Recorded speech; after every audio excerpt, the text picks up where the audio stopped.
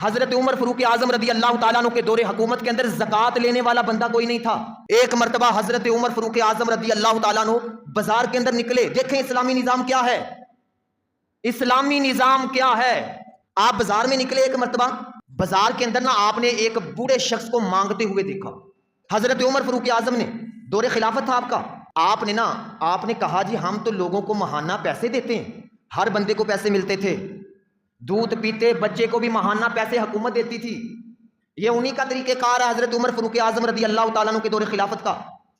آپ فرمانے لگے ہم تو لوگوں کو پیسے بھی دیتے ہیں، بھوکا ہم نے رہنے کوئی نہیں دیا ملک کے اندر، لیکن یہ بابا پیسے کیوں مانگ رہا ہے؟ آپ نے اس بابا جی کو بلایا اور فرمانے لگے جی تجھے کیا ضرورت بنی پیسے مانگنے کی، تمہیں پیسے ماہانہ ملتے نہیں ہیں؟ اس نے کہا جی بالکل ملتے ہیں، مجھے اتنے پیسے ماہانہ ملتے ہیں، مجھے کسی کے پاس مانگنے کی ضرورت ہی نہیں ہے۔ آپ نے کہا جی پھر مانگ کیوں رہے ہیں؟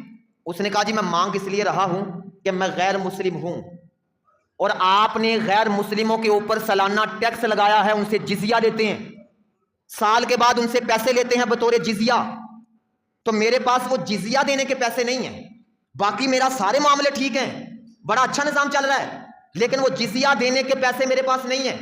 تو آپ کو جزیہ دینے کا دن آ گیا ہے، سال بعد جزیہ دینا پڑتا ہے، تو میں پیسے اس لیے مانگ رہا ہوں کہ اکٹھے کر کے جزیہ دے دوں۔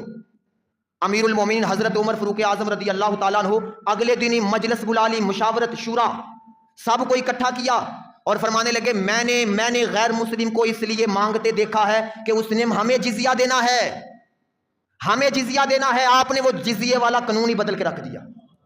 فرمایا ہماری حکومت ہو اور کسی کو ایسے ہاتھ پھیلانا پڑے؟ بھائیو یہی نظام کی جد و جہد کریں۔